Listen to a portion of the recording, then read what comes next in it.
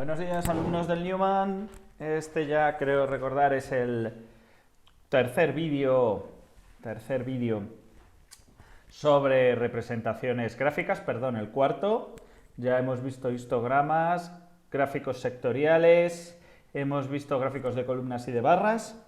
Y tenemos otro tipo muy importante que ya se sale del uso de estadística. Normalmente este tipo de gráfico no se usa en estadística, sino cuando representas dos variables medidas.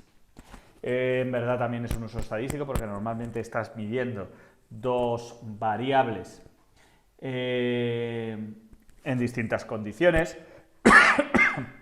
y lo que pretendes ver es cuál es la relación que existe entre una y otra.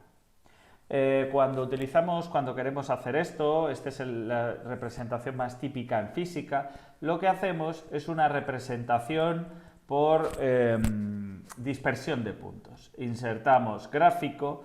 Por lo general, los gráficos de dispersión de puntos se hacen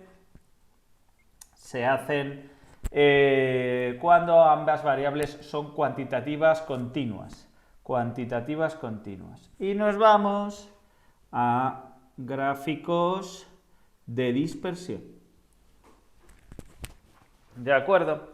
Gráficos de dispersión. Y desde luego comprobamos que en el eje X está la altura y en el eje Y el peso. Es decir, eje X altura, serie, lo que se llama serie el peso. Si quisiésemos añadir otra serie, pues daríamos a añadir otra serie y la dibujaría en otro color normalmente. Primera fila como etiquetado, usar la columna B, ¿de acuerdo? Perfectamente como etiquetas. ¿Por qué la columna B como etiquetas? Porque es lo que pone aquí. ¿De acuerdo? Muy bien. Primera cuestión, los gráficos de esta parte es muy parecida. Si nos vamos a personalizar, el estilo de gráfico no tiene mucha variedad, siguen siendo las mismas cosas. Título del eje horizontal, lo voy a poner en inglés, altura pulgadas. Título del eje vertical, peso en libras.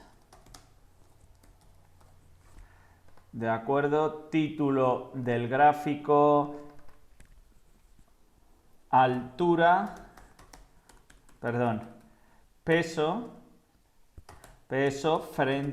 peso en libras, peso frente a altura. ¿De acuerdo? Y podemos poner un subtítulo en que sea peso en libras y altura en pulgadas.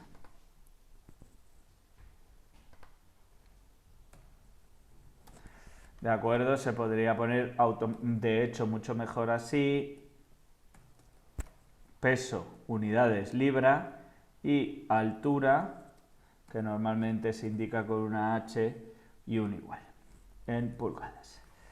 ¿De acuerdo? Los títulos ya los tenemos claros.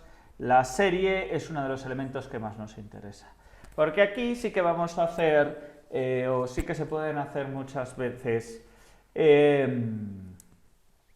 las líneas de tendencia. ¿Qué es una línea de tendencia? Pues básicamente es la regresión lineal, habitualmente lineal, la regresión lineal de los puntos que nosotros estamos uniendo.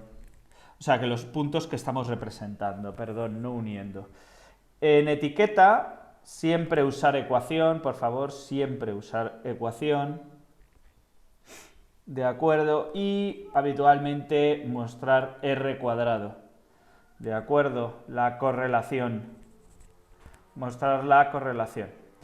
Entonces, tenemos aquí que, según esto, el peso es igual a 2,88 veces la altura menos 68,7. Y no existe una muy buena correlación. Una correlación de 0,251 es muy mala. Es decir, que podríamos asegurar que estadísticamente que peso y altura en este caso no están correlacionados directamente. Podríamos utilizar otro tipo de interpolación, como por ejemplo polinómica, polinomio de grado 2, podríamos utilizar logarítmica, podríamos utilizar exponencial. Como ninguna de ellas nos proporciona realmente una buena correlación, en estos momentos no tendría ninguna importancia. Recordar la leyenda se puede poner a la derecha, pero normalmente le elimina mucho espacio a la gráfica, la tendríamos que luego ampliar mucho. De todas formas no tiene importancia porque siempre lo podríamos descargar como SVG, como gráficos vectoriales, y luego se puede exportar desde gráficos vectoriales a gráficos a PNG o a JPG sin pérdida de calidad. El eje horizontal, una cosa que me interesa son los mínimos. En el horizontal, por ejemplo, fijaros una cosa, si fijo los puntos, si fijo los puntos, veis que automáticamente he tenido una representación muy distinta. Incluso me puedo ir al eje vertical y poner un valor mínimo de menos 70, fijaros, lo pongo ahí porque estoy viendo cuál es la ordenada en el origen, y tengo la representación de los puntos.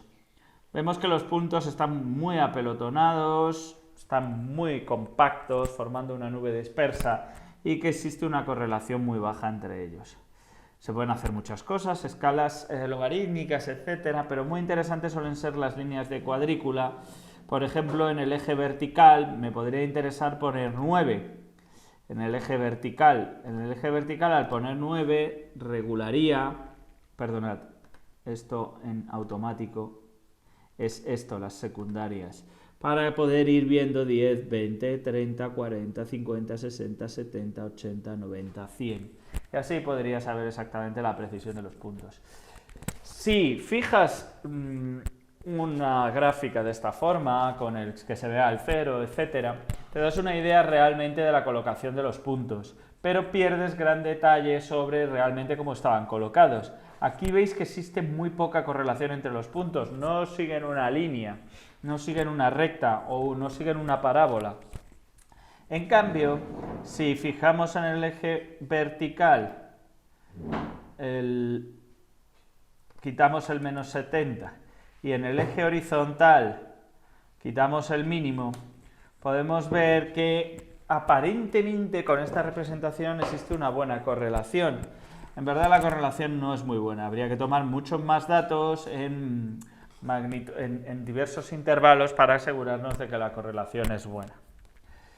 Bien, con respecto a los gráficos, recordemos a este tipo de gráficos, con respecto al gráfico de dispersión, recordemos que lo más importante está en serie, porque muchas veces vamos a tener que indicar, voy a quitar la leyenda porque es que me quita muchísimo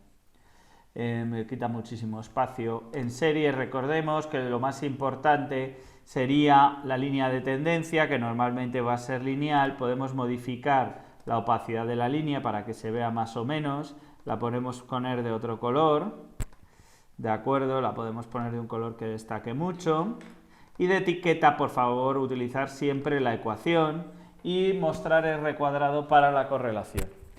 En este caso podríamos determinar que no existe una fuerte correlación lineal entre peso y altura. Es decir, que el peso no depende linealmente de la altura.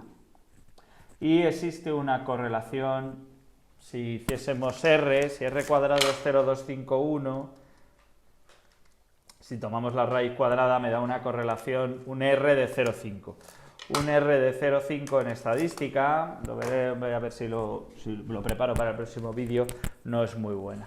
¿Cuándo se utilizan entonces los gráficos de dispersión? Se utilizan gráficos de dispersión cuando vamos a representar dos variables constitutivas continuas y lo que queremos comprobar normalmente es la relación o si existe alguna dependencia entre una y otra. Son muy típicas en física este tipo de representaciones porque muchas veces tú has medido pues, el peso y la constante elástica, peso y constante elástica, o peso y desplazamiento, peso y desplazamiento, peso y desplazamiento, lo representas y ahí te consigues observar que existe una correlación entre el peso y el desplazamiento y que tiene una coherencia estadística esa correlación. Entonces, este procedimiento nos permite obtener cuál es la dependencia, que esto sería la ecuación, cuál es exactamente la dependencia lineal y cuál es la correlación estadística o la seguridad que tenemos estadística de que esa correlación es buena. Y en este caso es mala, ya os digo que las R's deberían ser lo más cercanas a 1 para que la correlación fuese buena. Bien, este es el último de los vídeos sobre los tipos de gráficos. Creo que no va a haber más tipos de gráficos. Lo que sí voy a ayudaros es a representar distintos tipos de gráficos. Es decir, perdón, en el mismo tipo de gráficos distintas series, que es una cosa muy interesante también. Bien, espero que esto os haya ayudado. Un saludo, pasad buena tarde.